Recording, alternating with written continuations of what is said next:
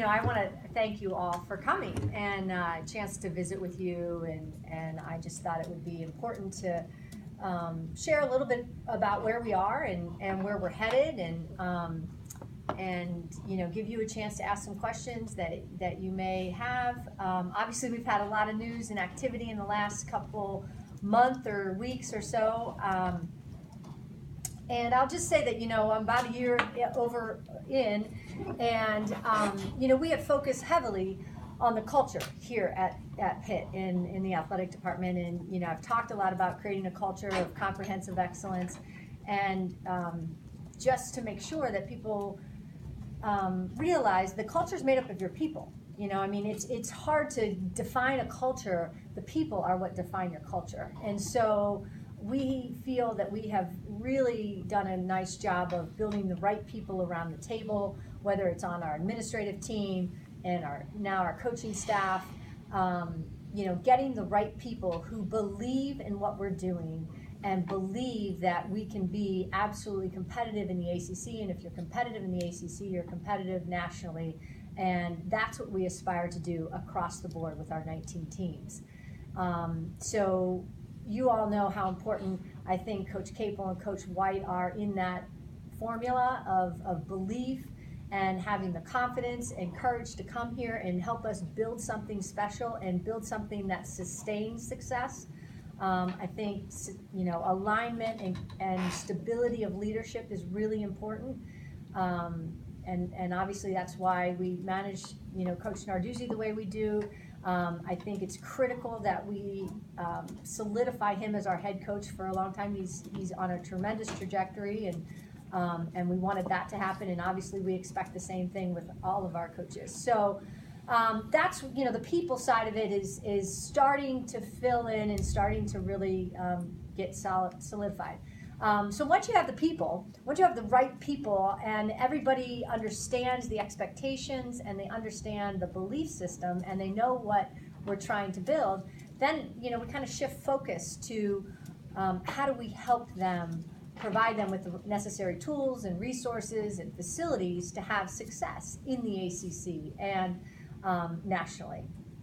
That is what we can and want to do here. So I just thought I'd share a little bit about the facility vision and certainly a couple things in the immediate future that will happen with regards to the Pete, and then also just, I can talk obviously further about a bigger vision if you want, with regards to our overall facility master plan.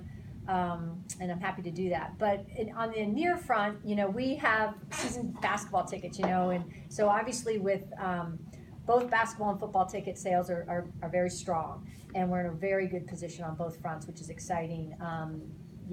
As soon as Coach Capel was hired, I think the ticket office, the suites got sold right away that were open, and there's a demand.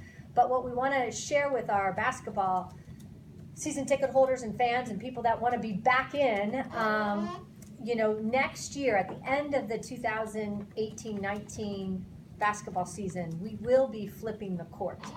And what I mean by that is, obviously the ACC Network is coming, and that's a super exciting thing, but we're on national television now anyway. And when you see our games on national television, I don't think it showcases our students at Pitt and the Oakland Zoo as well as it could.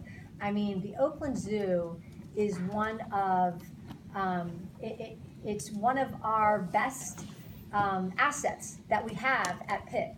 We have students who come out and are organized and committed and loyal, and winter, hills, darkness, whatever it is, they get to the games and they want to come to the Pete. So the Oakland Zoo is critical to our success and that game day experience. So when they built the Pete, basically they essentially built it backwards, as you all probably realize.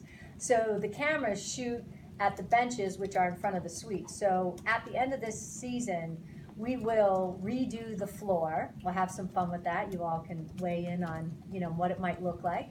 And we will flip the benches to the opposite side of the court. And the cameras will be obviously on the opposite side of the arena. So the camera angle will shoot towards the benches, which will be sitting in front of the zoo then. And we will obviously have all of our courtside seats, 2 rows of our courtside seats all the way around, and they will sit in front of the suites then, the floor suites, as opposed to the team being in front of the floor suites. So we wanted you to know that. We want people to understand why. I think it's critical for the game day environment, the experience of our students at Pitt. You know, I can't tell you how many people I've met since I've been here that have said, you know, I was a student in the zoo, or my dad took me to games when I was, you know, and I saw what the zoo was all about, and I wanted to come to Pitt to be in the zoo. And that's, you know, you can't capture that. There's not a price tag you can put on that. So that experience for students to be engaged with the game day experience is really important. And so we're gonna, you know, we're gonna have some fun with that, and we're gonna really obviously try to engage them at an even greater level and showcase them on TV, because in the hiring process, I think a couple things were interesting.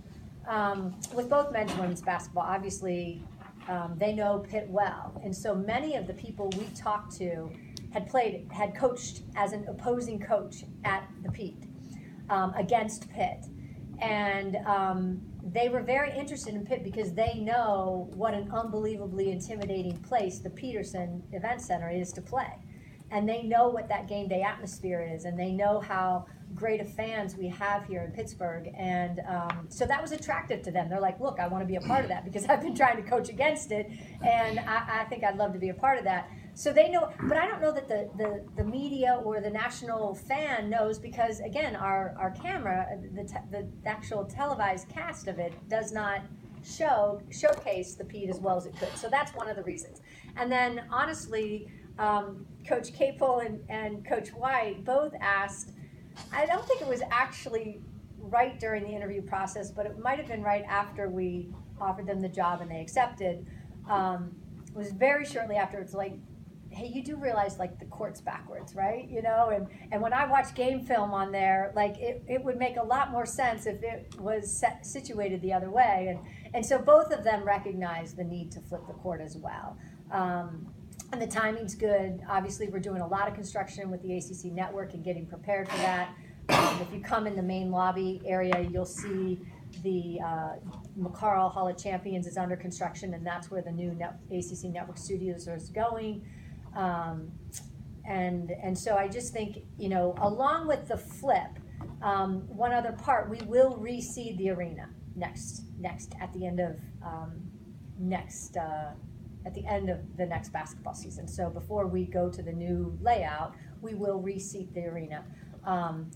What does that mean? Obviously, a huge workload on our ticket staff, our development team, our premium seat sales. We've got, you know, I would put our people up against anybody in the country. They're the best, and they will manage all those relationships and manage the communication really effectively. And but I want people to realize that we're not going to reseat the arena every year. I don't know what happened in the past, but we'll projectively do it probably 3 to 5 years again. You know, 3 years we'll evaluate it. 5 years we may reseat it again, but it's not something we're going to do on an annual basis by any means. But when we flip the court and flip the views and flip where the benches are, people may want to adjust, and so we want to give them that opportunity.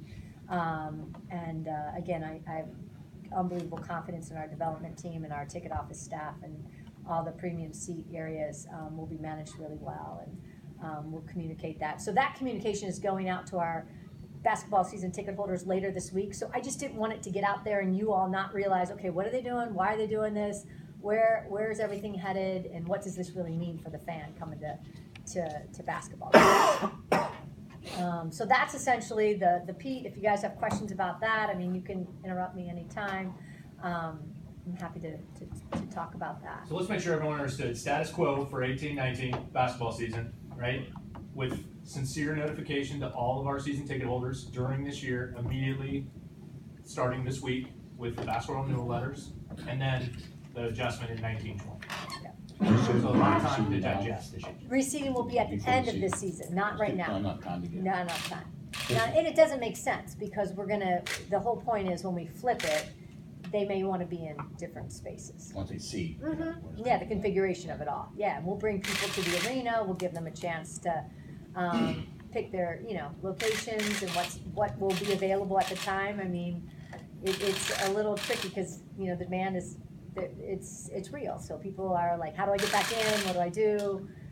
Can I get a floor seat? No, we're sold out. Can I get a suite? No, we're sold out now. I mean, we're not sold out of season tickets, so come on in. But we have great expectations, and obviously had some really exciting news yesterday with men's basketball. I think the women's basketball staff is getting solidified. I mean, I know it's solidified, and hopefully we'll have an announcement in a day or two about all their coaches.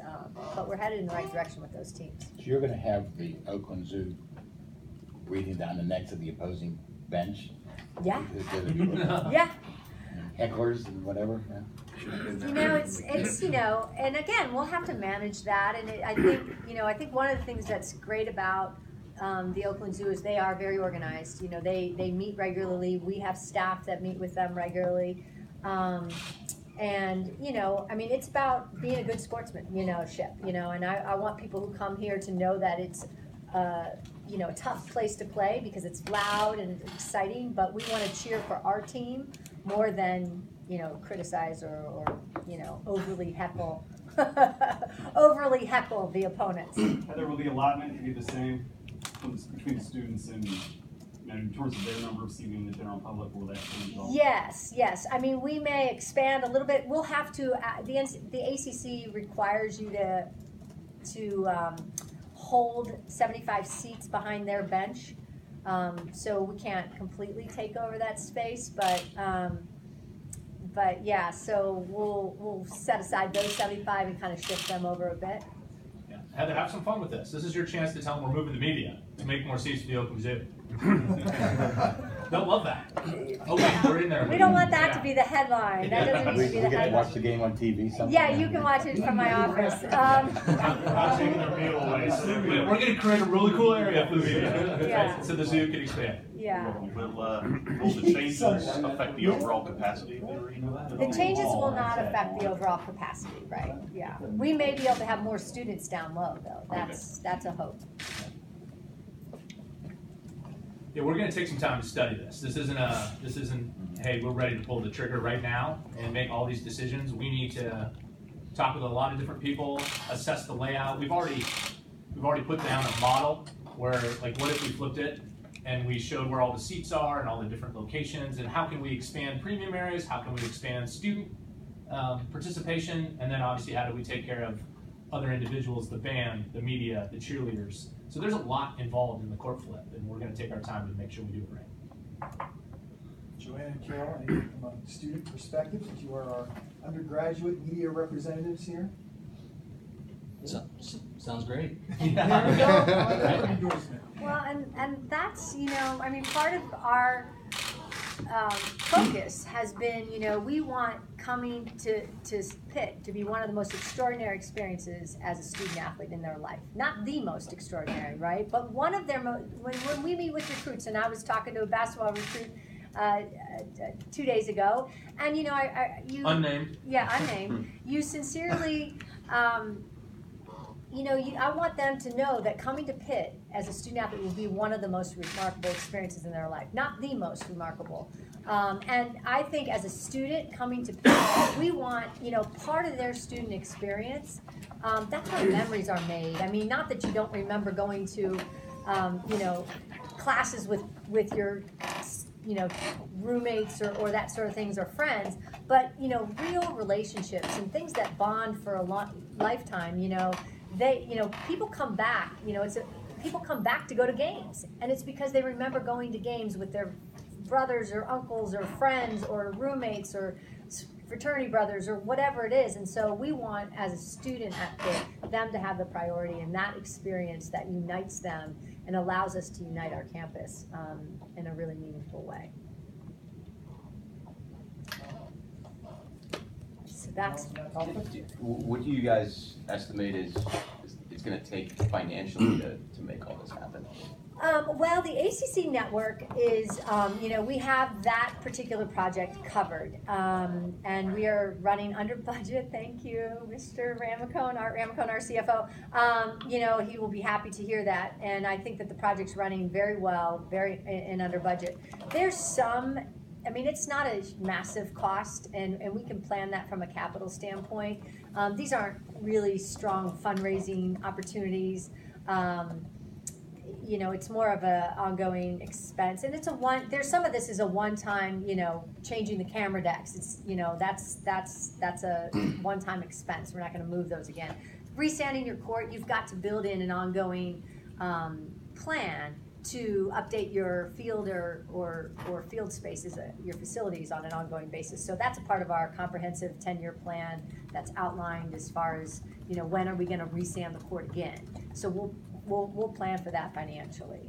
I just know when this idea has come up in the past, I feel like people have said, oh, it's going to be too cost prohibitive to sort of rewire the building and do stuff like that, or did you guys sort of find a way around that? Well, I would say that with the ACC project, that's a part of the infrastructure that we're building in place. We are also working on getting out an RFP at the university level for Wi-Fi in the Pitt, like in the actual arena. So you all can. That's part of the charm, not being able to get on the computer. That's what makes it. You can do your work later in the night. So yeah, no. So we'll have great wireless access from our seat way up. Yeah, exactly. Exactly. Yeah. Your new premium area will be Wi-Fi. Guys, Wi-Fi and hot dogs at halftime. What do you need? Yeah. But that is, again, just updating the building to where it needs to be. And so those are amenities and obviously now expectations in modern day arenas. So it's all coming. Yeah. It's all on its way. Kind of along that line, what do you think the impact of the ACC network will be on the athletic department? Well, it'll be significant. We are in a exciting time, really. It gives us a chance to showcase our teams on a national scale. You build the brand of Pitt, not just as an athletic department, but as a university. And the exposure, I think for all of us, is going to be exceptional. I think that's, it's certainly we're not as far behind as some conferences, but we're a little bit far behind, so it gives us a chance to catch up with some of the other conferences that have that national media opportunity across the board with all of your teams. And so I think it's a tremendous opportunity. We're excited about our infrastructure, our staff, our partnerships within the community that we've been working with. That specialize in this area. So I think we've got a lot of advantages being in Pittsburgh because there's a couple companies that really do this well and we've worked with very closely. I also love the fact that we can allow for students to do hands-on internships in our behind the scenes, in media production and television production, and we're actually working across campus with faculty creating I don't know that it's a new major, I guess it is, a new minor. We're still in negotiation for what it's going to be, right. Whether it's a certificate program, a minor, a major. There's classes all over campus already that do post-production and pre-production. But we want to have a more holistic program that allows students to choose this as a career. And in order to do that, we've got to build some infrastructure around that, whether that's additional faculty, but we do have the studio space to be able to teach and learn it, and that will be significant. And we built it with the design and hope that we would partner with the campus. So there's a studio that's just ready for a teaching environment while we're running our full game day, and that'll be unique. Yeah, and I would say that our staff that lead our production and video area are tremendous teachers. Like some people do their job really well, but they don't know how to teach young people how to do it, and our staff is really, really talented at that. I see it every day in their work. So that's exciting, and it's a great experience for students to, you're on a national broadcast and you're sitting behind the scenes and you're seeing how it works, and And it's a, you know, it's a great profession. And so, and we have got great relationships with companies in town that are looking for apprentices and internship opportunities. So we can funnel them there and they can get, you know, all kinds of great work experience to prepare them for life after graduation. So, so there's a whole host of reasons why it's great. But yeah, we're ready. We're excited. We're getting ready. And I think the addition of the studio to the lobby area is going to create some excitement and buzz. And when you walk in, you're going to see it's, you know, somewhat like the Today Show. It's not probably as large, but there'll be a window front, so you'll be able to look right in any production that might be going on or any interview that might be going on. So, you know, from a fan and student and people that come to the Pete, they'll get a sense of that production going on. There's also going to be an X amount of annual income for each school, is that correct? From the ACC Network? Yeah. So the incremental revenue projections are conservative and strong. Yeah, we expect, and it'll take a few years for it to actually increase significantly over what we get right now from television revenue from the ACC. But yeah, the long-term 5-year to 10-year projections are very, very beneficial to us. I hate to quantify it because the projections that they've given us from the ACC are somewhat, I don't know that they're Fully developed. fully developed or protected, but you know, we're not going to lose money, that's for Right. sure. What are you getting now from the ACC? It's about 11, and then Annually? yeah. I should double check that number before we run with that number, but yeah, over time, I mean, the incremental growth goes up substantially. They don't necessarily line item by what the participation number was, whether it's the NCAA tournament, college football playoff money, or television. They just give you a lump sum. So Yeah. I think we're probably better off not running with a number because they don't. They don't allocate it individually. Some conferences say, okay, this is your Tournament pool. basketball tournament pool. This is your college football playoff payout. This is your television revenue. And they have not done it that way. So they give you a one lump sum. So it's hard to sort of distinguish. Obviously, when you're in the college football playoff, the number goes up, and the stronger our teams do across the board on the basketball side of things, obviously the number goes up too. Heather, are there plans for changes to or repurposing of any other buildings on campus for when the ACC Network comes to Pitt? Not necessarily on campus. The exterior studio will be in the lobby, and then obviously all the back of the house will be downstairs on the very first floor of the Pete, or where all the production studios. And it's interesting. You can produce a baseball game from the Pete, you know, so we don't have a different production center. The hub will be here at the basement. We'll probably do a whole Pitt Studios overview for you guys when we get to Pitt Studios. That'll be up and running September 1 if construction stays on time, which I'm confident it will. And we'll give you a whole deep dive on all of that. We'll show you the front of the house, the back of the house. We'll talk about how much cable and wire we laid across this campus to try to get to all of our venues. It's miles, and it's going to be significant and special. So I'm excited to show you guys that in September, October at the latest.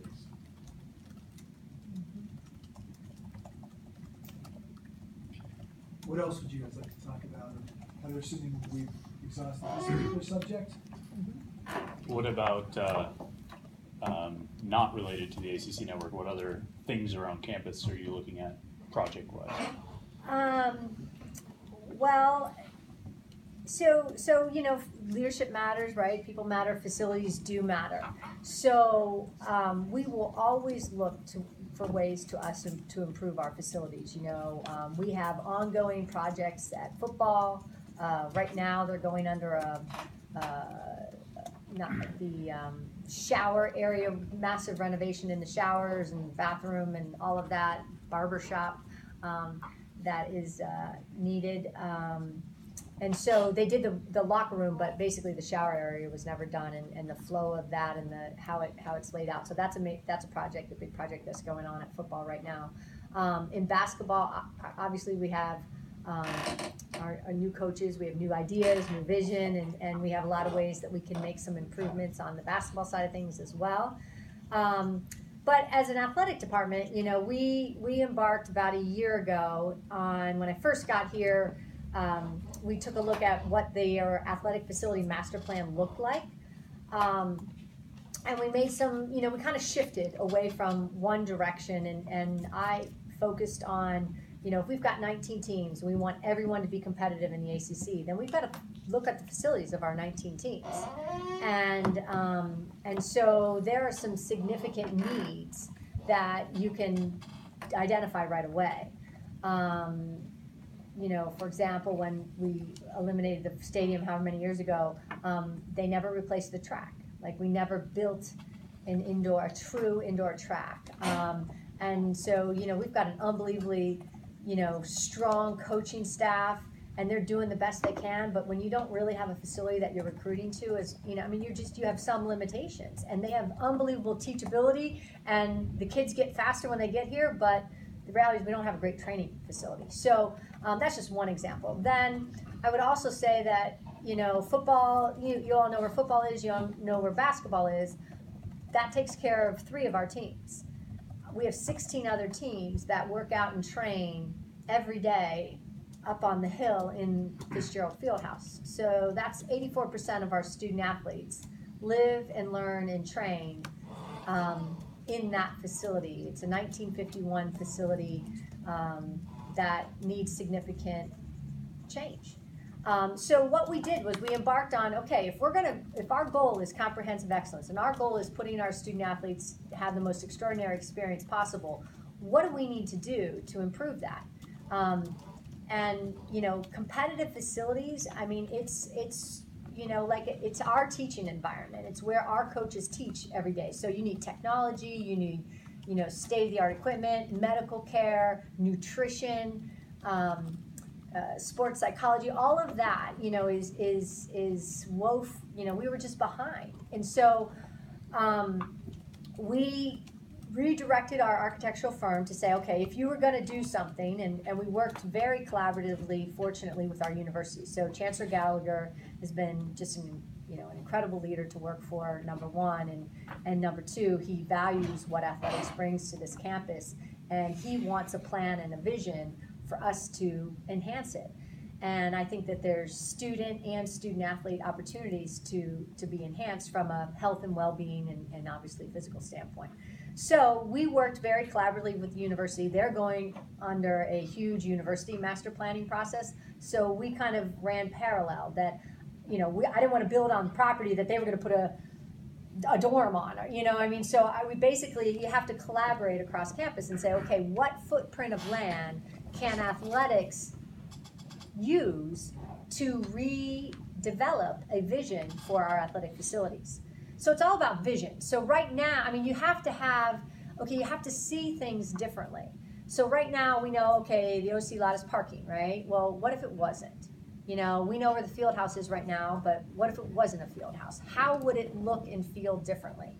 And so we worked closely with the university and said, okay, can you give us a footprint of land? And then let's see what we can fit within this footprint of land to really enhance our athletic facilities. So we came up with this plan, and we are very laser focused at this point in time now, moving, since we got some of the work done here that we need to with the people. Now we need to focus on the facilities. And so our facility master plan and vision is called Victory Heights.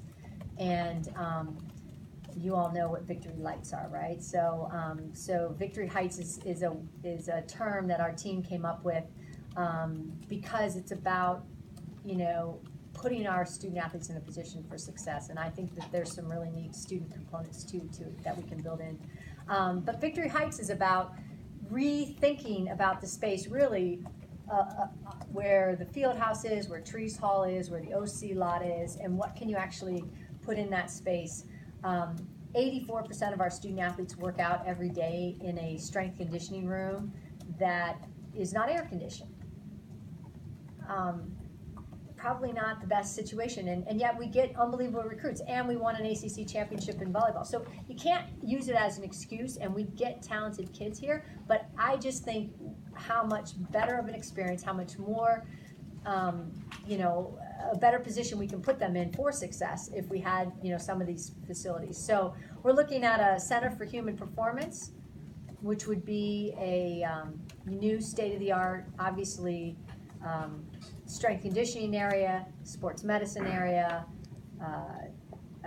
some level of human performance research, some collaboration with campus, coaches' offices, and then a new 3,000 seat arena for volleyball, wrestling, and gymnastics.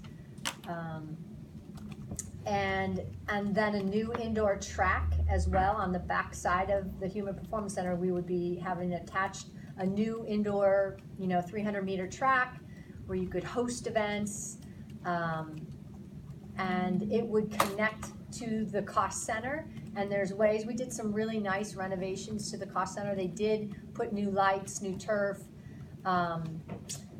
new padding throughout that building, but you know, exteriorly it just doesn't look that great. So this would give us the ability to connect to it, and really, you know, just diversify our indoor space and indoor training space for some of our teams that need that. So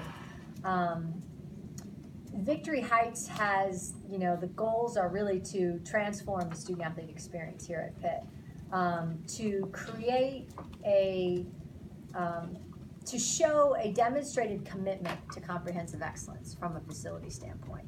And that needs to happen. It has the ability, I think, to unite campus in a more meaningful way. It has the ability to allow us to display and showcase our history and tradition. You know, we're creating a Hall of Fame, which you guys all know, so where's the Hall of Fame gonna go? You know, where do we want to showcase that?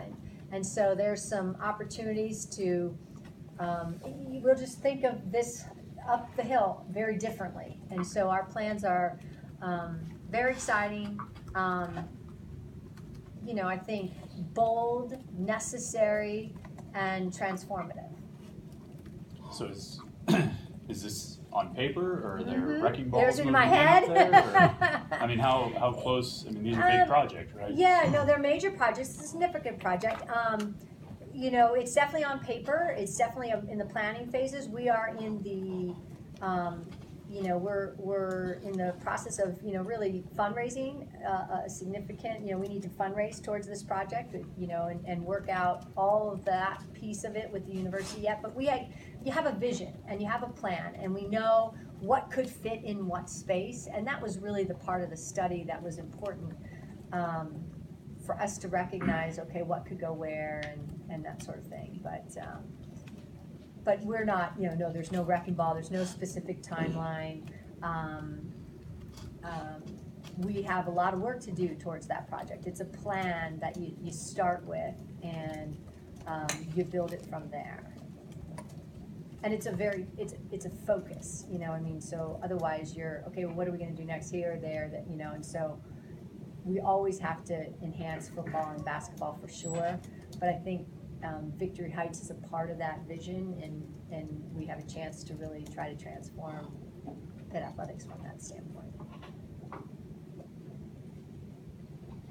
Do you guys think that, you talk about working collaboratively with the university on a lot of this stuff? Yeah. Do you envision maybe having to raise student fees in tuition, the athletic component of that sort of thing that is always sort of getting talked about these days when, you know, it gets mentioned that you're going to transform athletic facilities and things like that? Yeah, no, I think that that is not a plan from the athletic side of things or the university side of things to raise student fees to pay for athletic facilities. That is not a part of the financing plan. I think there's some tremendous opportunities to enhance the student experience at Pitt too that we're working on from a recreational and health and well-being standpoint, and I know our university's committed to that as well. So we're currently in the silent phase for fundraising for this project. So when you're in the silent phase, renderings are shared with prospective donors to the project, but not to the general public because we're in the silent phase. So please be aware of the, the ongoing process that we're embarking upon. And when it becomes public and we are ready to launch our public phase, you'll get to see everything. And we'll be very transparent with what we're building, where we're building it. And then obviously Heather's articulated the impact that it's going to have on our student athletes as well. We could still report it though, right? Yeah, I would indicate that we're currently in the silent phase. I just tweeted it. There you go. It already was tweeted. They're a little I slow. know, we're uptake. EJ's keeping me abreast of live tweets By the way, as we go on. What a great bunch of brother live down tweets we've had. Are we trending yet? I think we are.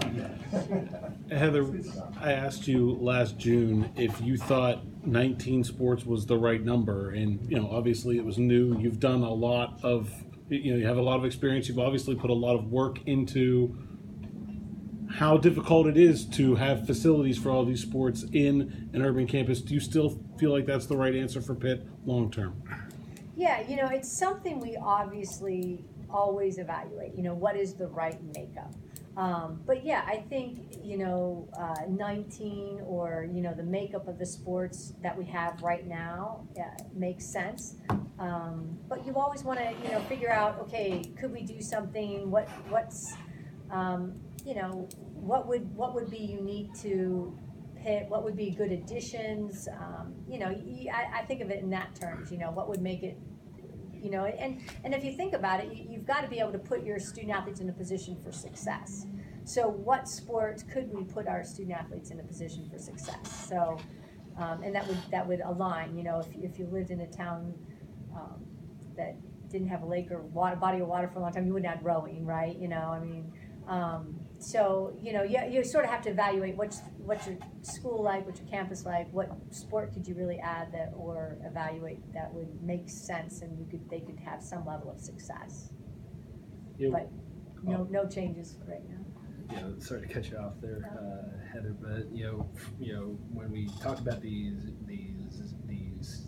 facilities plans, there's obviously a cost that comes with that. When you compound that with buying out a men's basketball coach, buying out a women's basketball coach, I guess how confident, I guess what sort of influx of resources has there been that'll help make some of this possible? And from the fundraising angle, how confident are you all that you'll be able to raise what you need to make all of this possible? Yeah, well, I'm confident. I mean, we have to go build relationships. Obviously, there's been tremendous support for the athletic department for many, many years, and there's long-time loyal donors who we are incredibly grateful for because they have supported the athletic department through transitions, through everything. But there's more people out there that we haven't met yet, and I think that when you have a plan and you have a vision, and you know that your resources are going to go to X and are going to transform the experience of someone else's kid or transform the student athlete experience, it's only going to lead to positive things for the university, then people are more excited. It's a matter of what their engagement, what do they want to be engaged in, how do they want to utilize their resources to make a difference. This will make a difference. I'm confident of it. It will absolutely transform how we all think about Pitt athletics and how we drive it, how we walk it, how we live around it. So, I'm confident that they've never been. I don't think that we've really engaged them in a meaningful way about what this is about and how it can impact the university. So, I'm excited. I can't wait. I mean, we're obviously in the crux of it. We're continuing to do this. We have a Champions Advisory Board. We've got a number of groups that are starting that we're connecting to that I think are going to be excited when they give their resources. Right now they're giving it, and there's not really some things that there's a plan for, but this is definitive. So I'm confident. Have you I'm sure you have put a price tag on all of this? Can you Yeah, share we have us? projected numbers. We have estimates and projections. I don't know that do we want to share a projected number? I mean, there's. Craig says yes. Yeah.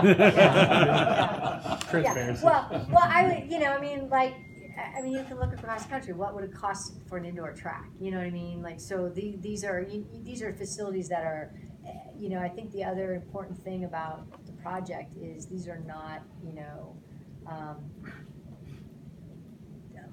things that are not necessary. You know, they're not lavish. I mean, it's like necessary is you need to have a strength and conditioning room for 84% of your student athletes. It's got air conditioning in it. You know, you need to have a place for nutrition and health and well-being. We need to have a place where sports psychologists and mental health professionals can meet with your student athletes who are dealing with challenging issues.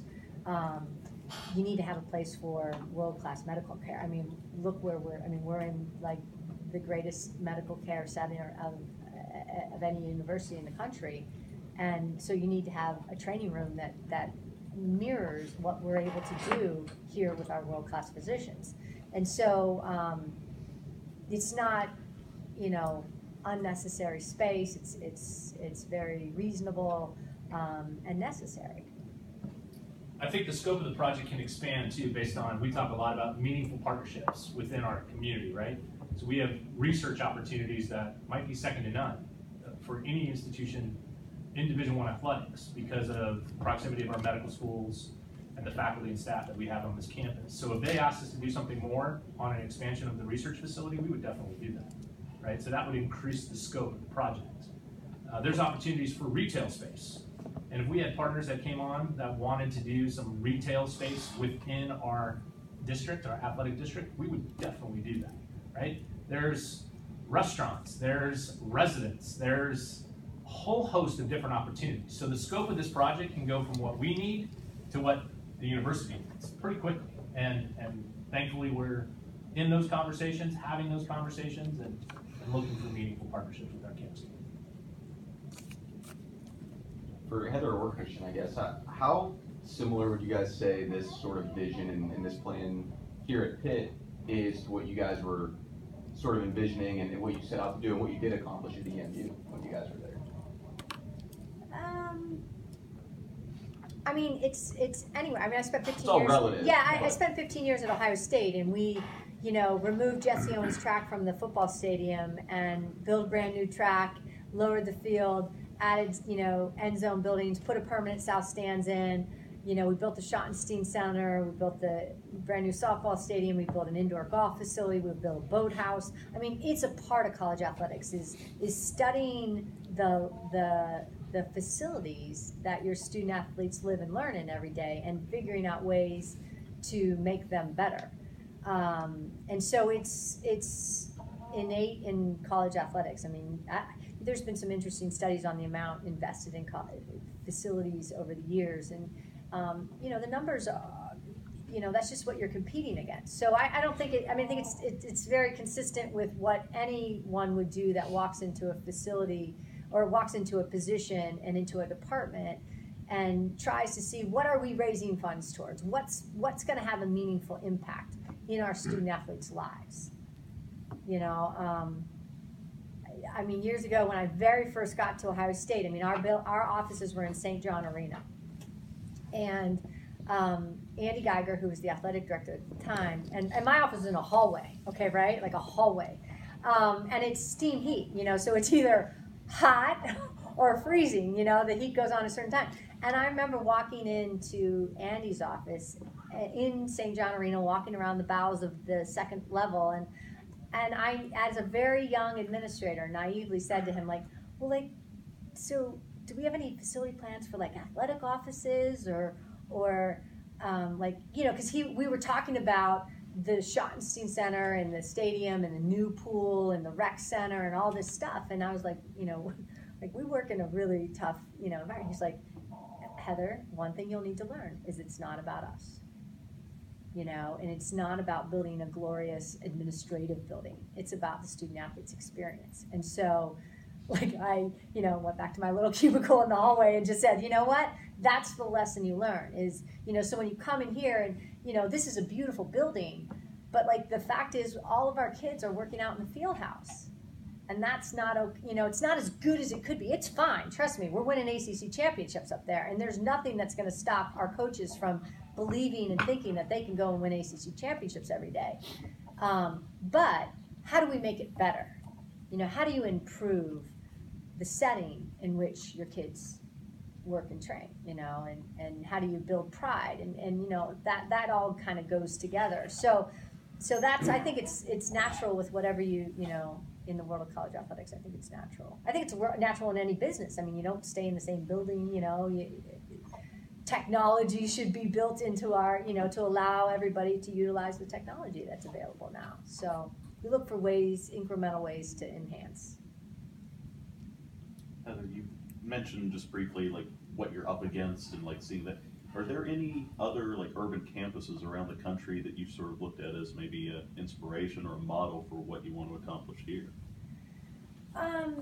Well, yeah, I mean, there's a lot. I mean, like if you like the Northwestern University plan, I mean that is aggressive and bold and beautiful, and Jim Phillips has done a tremendous job at Northwestern and building that vision, and it's obviously now just coming to fruition, and it's been you know, these projects take time.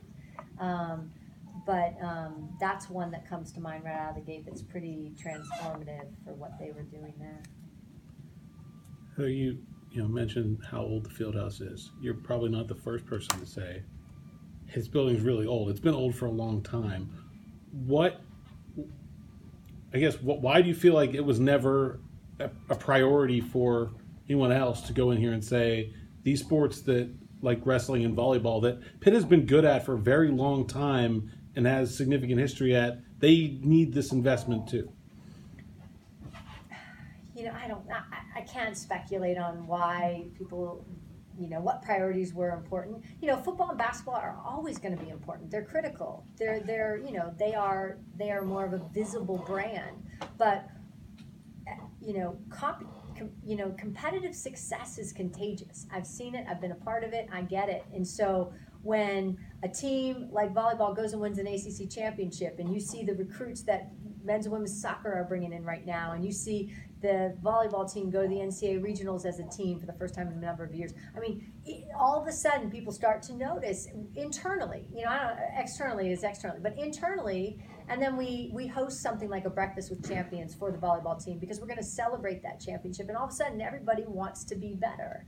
So I don't know why that wasn't a priority, but it will be a priority for us moving forward.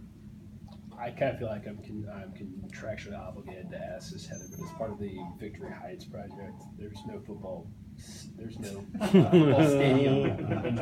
in place for that. It's, You're contractually obligated under your employment contract, or just his commitment to the people. His commitment to the people. He drew the short straw. So yeah, someone had to ask. It took you a long time, you know. Beat me to it, actually. Yeah, you had the over/under at 53 minutes. Yeah. No, not at this time. Yeah, I was kind of wondering. That doesn't roll it out forever, though. Never rolled out forever. I would. Jerry will be covering it still too. I'll show up with walking. In your first year, Heather, there have been 5 coaching changes. You have these very bold facility plans. Once you had been here for a few months and you had time to kind of process where this athletic department was, were you tasked with maybe more of a challenge than you originally thought when you first got here, once you kind of got a broader sense of the landscape and what you inherited? Now there's your real naughty question. No. Any job you walk into, there's going to be challenges and opportunities, and it's a matter of assessing and building the right team of people that you believe in, that that we all believe in what we're trying to accomplish. We're going to work hard and be confident in what we're doing. And so I don't know that it was any more, hard to do than I expected. Andy Geiger always used to tell me too, he's a very wise mentor of mine, but he used to say, you don't walk into a job with a golden baton, usually. So it's not like everything is ever going to be all done perfectly, because you always try. The competition is getting better every day. And so how do we go to work every day and raise the expectations and try to make the experience better for our staff, for our student athletes, for the community, for the city, campus, all those sorts of things. So you know, it's hard for me to go to an event and just be like, okay, everything here was perfect today. You know, I mean, you always can evaluate and say, you know, what could we do better? So.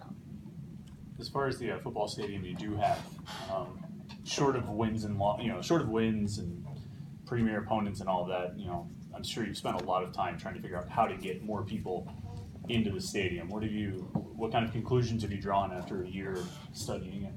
Yeah, you know, so the first year, obviously, you're just trying to figure out where to park and what time to get there and what's the game day traffic flow like and, you know, I mean, again, you're assessing everything. I'm assessing where people tailgate, where students tailgate, how do they get there, you know, what's the bus system like, what's the ease of access, you know, and then once absolutely from, you know, door to door, then once you're in the stadium, what's the experience like? So not only do we have a lot of people who buy season tickets, we want to get them to the stadium. And once they get there, what's their tailgate environment like? That's why we partner with tailgate guys along the river. That is an unbelievable place to tailgate. Like if I was coming to the game, that's where I would want to be if I didn't have to work the game.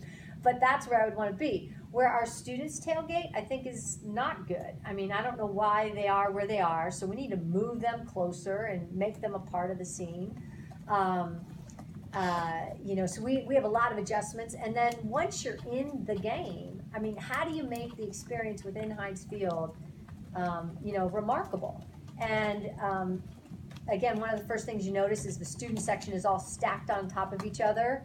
And I didn't understand that exactly. Because when you're on the lower level, there's a bit of a disconnect between the people on the upper level if you have all the students there, right? So we this year decided to move the students all across the end zone. So the Panther pit is all going to be along the end zone. I think we can be much more engaged with, organized with, and help the Panther pit. You know, the Oakland Zoo is probably just a little bit more developed. And so I think our Panther Pit has that ability. I mean, obviously, it's a lot of the same kids. And so we just need to brand it and connect with them and understand what they want and create some traditions. And sometimes you have to create it. It's fine to create something. So sometimes we, you know, things other than just maybe one song a game that everybody engages in. We got to figure out what are the other traditions that we can build within Heinz Field, and our team is very actively doing that. We've moved the band, you know, we've moved the band over to allow them to play either to our sideline or to the student section. They were sort of, you know, more on the sideline, and it's hard to engage the fans from their angle. Again, just things that you study, that you notice. And, you know, I think we have to do a lot better job with creating some traditions within the game itself to engage people once they're there. But I mean, I don't know that you could get to a more beautiful stadium in a more beautiful setting with an unbelievable backdrop everywhere you look and this incredible opportunity to come see a really competitive football team. And, you know, a team that can upset, you know, and is expected to win. And that, you know, Narduzzi doesn't go into a single play not thinking we're going to execute and do what we expect to do. You know, I mean, it's just an exciting game. It's an exciting team. Love our coaches and their belief system. And so if I was, you know, I would want to come and watch them play. You know, this year we only have 6 home games. We come, it's only 6. I mean, you know, those opportunities are cherished. So it's a big, big deal. And obviously this year we have a lot of fun new initiatives that we can't reveal quite yet, but we've got some interesting things that will come out. And those ought to be pretty engaging for our fans. And obviously we have a pretty strong schedule and an opportunity to host some big games. Heather, I drew the short straw on this one. Yeah. One of those home games. Can we pass around the short straw? One of those home games is Penn State. I'm just curious, do you have any thoughts on the future beyond? I know it looks like it's next year might be last year for a while. Do you have any thoughts on any future games? Yeah, so this is our 99th year with the Penn State game here on September 8th. And we're incredibly excited about that game. It's obviously also our Hall of Fame induction will be Friday night. The Hall of Fame induction class will be at the game on Saturday, so it's going to be a big, big deal. and obviously those names have yet to be revealed in that inaugural class, but you know, it's not EJ and I, so so it'll be a little bit more star-studded than that. It could be. It could be someday. EJ did get 3 votes on our honestly poll. Thank you if you're around the room. Yeah. I think he has 3 kids. I think And then what we've done is, you know, I've been in as much contact as I can with Sandy, who I have a lot of respect for at Penn State. Tremendous leader, tremendous mentor, tremendous friend to me.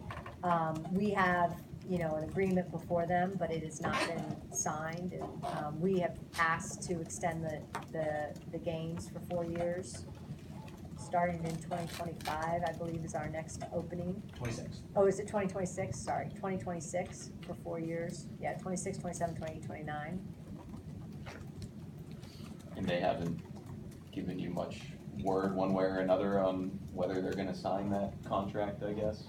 Or are they giving you a timeline? Because obviously at some point, you guys need to schedule a game for those 4 years as well, whether it's with them or someone else. Yeah, you're right, Brian. They have not. We're gonna wait a tad more patiently, but not much. I mean, we can't, like you said. We have people that wanna play us and good opportunities to play, you know, I think what would be a very attractive game. You know, but I think out of the respect for Penn State and our, you know, the opportunity to, you know, within the Commonwealth, we want to play Penn State. But if they don't, then we'll obviously shift gears and bring in an opponent that you guys will be excited about too. I wanted to ask, where are you with Nike? Are you guys near the end of a contract with them, or? No, we have been with Nike. They renegotiated the deal right before we got here. February of 17. And so yeah, we're working, you know, closely with Nike on a number of initiatives and opportunities to enhance the brand, and you know, they're a great partner. You know, we collaborate very well, and we have great relationships with the people at Nike, and so we're excited about, you know, what we'll be working with them on in the near future, and you know, we're happy with you know, the arrangement as it is right now. I mean, we have an opportunity to make it better, and we'll do that. Well, we have the short straws out. When you repaint the floor at the Pete, you have a decision on the colors of blue and gold that you're going to be using? We may. We may. Heather, there are probes and committees and commissions involving college basketball right now. Yeah. Your thoughts on the state of that sport in particular? You know, I think I read the report this morning and the summary of what Condoleezza Rice wrote, and obviously, you know, I think a tremendous leader. And when you look at the whole committee, there's some really thoughtful leaders and respected people not just in college athletics, but in the country as a leader involved. And you know, it is concerning. It was concerning in the search. I mean, it was a part of our, you know, we really had to vet a lot of candidates as much as possible, because, you know, no one really understands how widespread it is. And I think one of the things that I read that Condoleezza wrote that makes you pause is, you know, like, everybody seemed to know it was happening in the business. Like, everybody knows this goes on, and yet it still goes on. And so I think that's really concerning. I think the 4 focus areas that they identified, you know, the need to figure out how student athletes can have success in college is important. The collaboration of the NBA and the NBA Players Association is critical to some of those recommendations.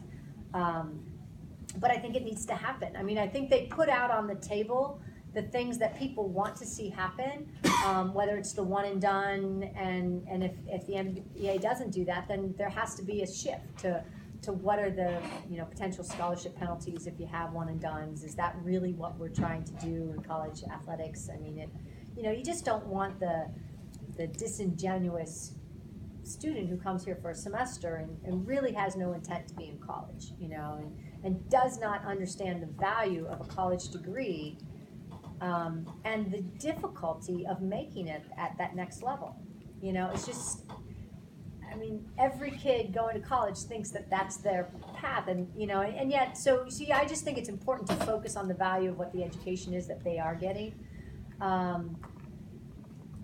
I think the focus on the NCAA investigative process and having outsiders serve on the Committee on Infractions is good. Again, I don't know that the penalties can be harsh enough. I mean, if people intentionally violate rules and orchestrate ways of doing it,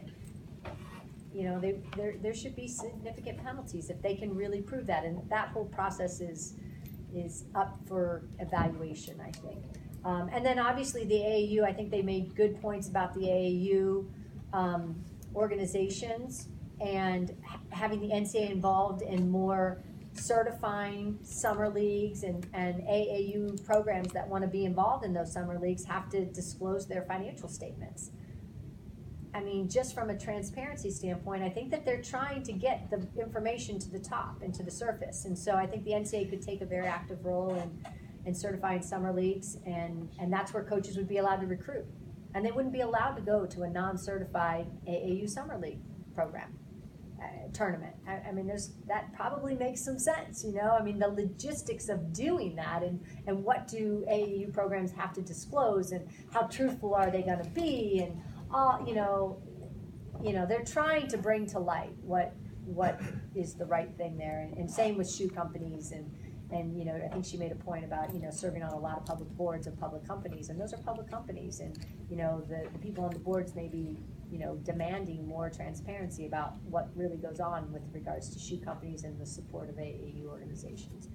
And then ultimately, I think their recommendation about the NCAA governance structure and having outside perspectives, not just presidents, on the NCAA governance structure, it can't hurt, right? To have, we bring, I value our board of trustees tremendously. They're not involved in the world of athletics, but sometimes they see things differently, and they give you a different perspective, and so I think that that's a good suggestion as well. So, I thought it was well done, and they didn't drag it on for 2 years to study it. They know it's an immediate, important need to fix. Given your compliance background, Heather, outside of the recommendations that they did make and the findings that they revealed today, what would you recommend in terms of, I know it's a wide scale problem, but what would you do? What do you think would potentially fix this outside of what they kind of touched on today? Well, I think, one of the greatest problems is, coaches' access to kids and the intermediaries. So you've got these AAU programs, and coaches want to access to them. So if you do create a system where you're certifying the leagues or the organizations themselves, and people are disclosing relationships, and what's really happening, you have more of ability to weed out, the hanger-ons and that sort of thing. You can't legislate integrity at the end of the day. You really cannot. And so people, it's got to be innate in their own value systems about,